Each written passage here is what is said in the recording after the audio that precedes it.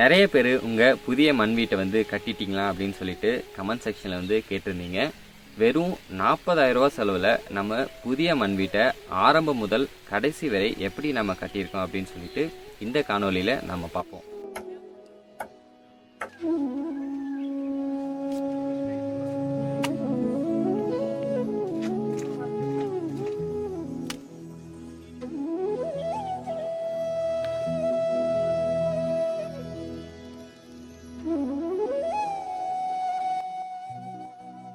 கடந்த ஒரு வருட காலமாக என்னால் ரெகுலராக வீடியோஸே போட முடியலைங்க. அதுக்கு ஒரு சில காரணங்கள் வந்து இருந்துச்சு. நம்ம பழைய மண் வீட்டிலேருந்து நம்மளே வெளியே போக சொல்லிட்டாங்க. அதனால் நம்ம சொந்தமாகவே ஒரு லேண்டு வாங்கி அங்கே நம்ம விவசாயம் பண்ண ஆரம்பிச்சிட்டோம்.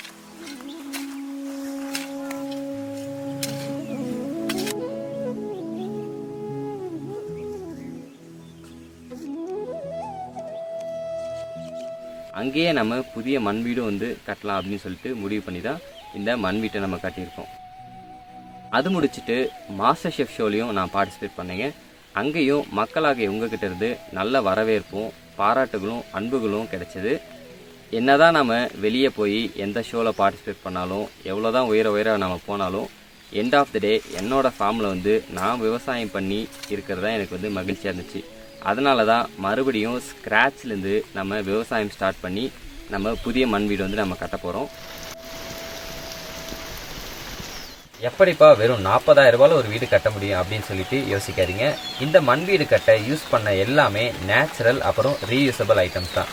நம்ம பழைய மண் வீட்டிலேருந்து மரம், ஓடு, ஜன்னல், மூங்கில், நில, கதவு இது எல்லாமே அங்கேருந்து பிரித்து கொண்டு வந்து இந்த புதிய மண் வீட்டில் வந்து நம்ம யூஸ் பண்ணியிருக்கோம். ஒரு தற்சார்பு வாழ்க்கைக்கு முக்கியமான விஷயமே மறுசுழற்சியும் நம்மளை சுற்றி இருக்கிற இயற்கை பொருட்களை வச்சு நம்ம வாழ்கிறது தான். இந்த வீட்டோட ஸ்ட்ரக்சர் வந்து நாணலை வச்சு நம்ம கட்டியிருக்கோம். நாணல்ன்றது ஒரு புல் வகையை சேர்ந்ததுங்க. இதுவும் வந்து மூங்கில மாதிரி தான், நல்லா வளைஞ்சு கொடுக்கும், அதே சமயம் நல்லா ஸ்ட்ராங்காகவும் இருக்குங்க.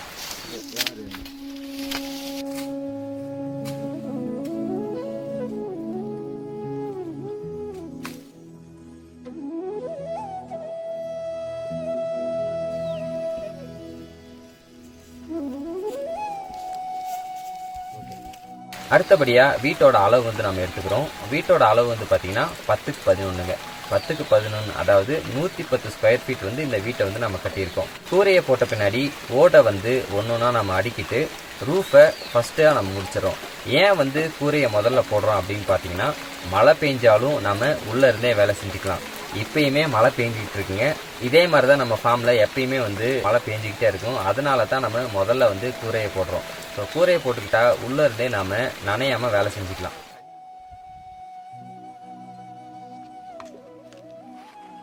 அடுத்தபடியாக நில கதவை நம்ம ஃபிக்ஸ் பண்ணுறோம். இந்த நில கதவுமே வந்து நம்ம பழைய மண் வீட்டிலேருந்து கொண்டு வந்ததா.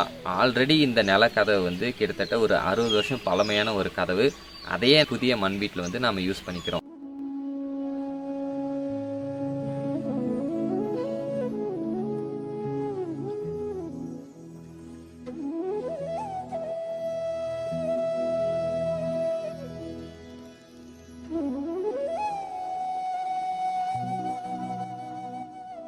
நாணலை வச்சு தான் இந்த வீட்டோட ஸ்ட்ரக்சரே நம்ம கட்ட போகிறோம்னு சொல்லிட்டு நான் முன்னாடியே சொல்லியிருந்தேன். இந்த நாணல்ன்றது ரொம்ப ஸ்ட்ராங்கான ஒரு மெட்டீரியலுங்க. மூங்கில மாதிரி பயங்கர ஸ்ட்ராங்காக இருக்கும். அதே மாதிரி பயங்கர காற்று அடித்தாலும் ஏன் புயலே அடித்தாலும் சுவருக்கு வந்து எதுவுமே ஆகாது. இந்த நாணலை பின்னுறதுக்கு முன்னாடி முதல்ல குறுக்க அங்கங்கே வந்து கட்டைகளை வந்து ஊனிக்கிறோம். அந்த கட்டைகளை வந்து ஊனின பின்னாடி நாணலை இந்த மாதிரி வரிச்சி மாதிரி நம்ம ஒன்று ஒன்றா பின்னிக்கிறோம்.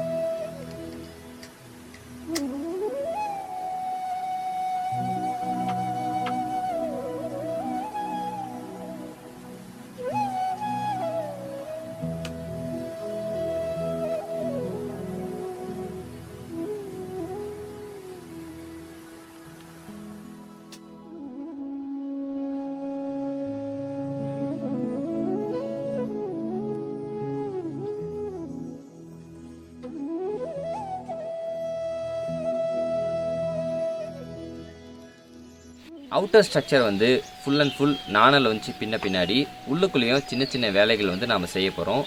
அதே நாணலை வந்து சின்னதாக பின்னி ஷெல்ஃப் மாதிரி நாம் ரெடி பண்ணிக்கிறோம்.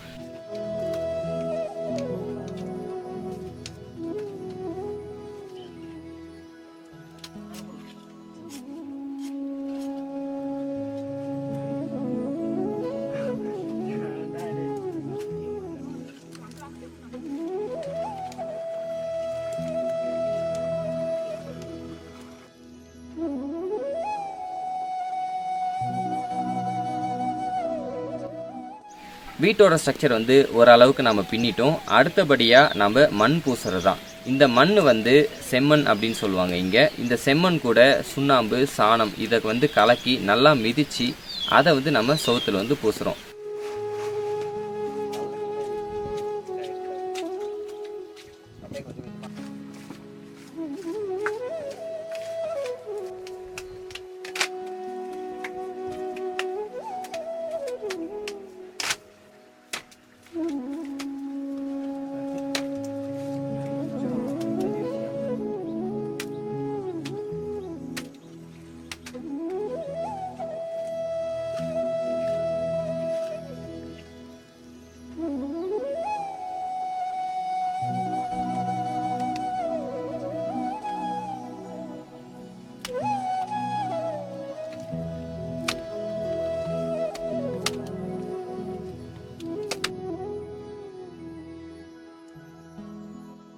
இந்த மண் பூசுறதுக்கும் இந்த வீடு கட்டுறதுக்கும் நம்ம வடகொஞ்சி வில்லேஜ்லேருந்து நண்பர்கள் வந்து நம்ம முதல்லேருந்து நம்மளுக்கு உதவி இருக்காங்க. அவங்களுக்கும் மிக்க நன்றி.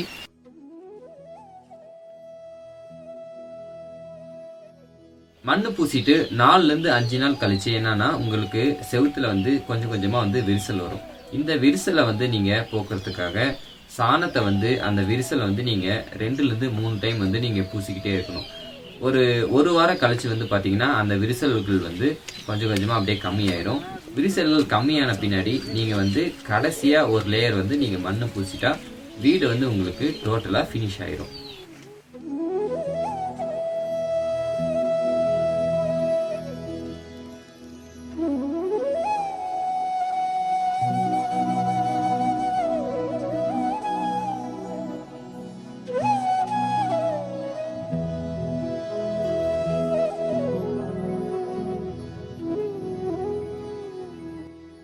இந்த வீடு கட்டுறதுக்கான பிரதான செலவு அப்படின்னு பார்த்தீங்கன்னா அது லேபர் சார்ஜஸ் தான். கிட்டத்தட்ட 32,000 ரூபாய் வந்து நான் லேபர் சார்ஜஸ்க்காக கொடுத்துருக்கேன்.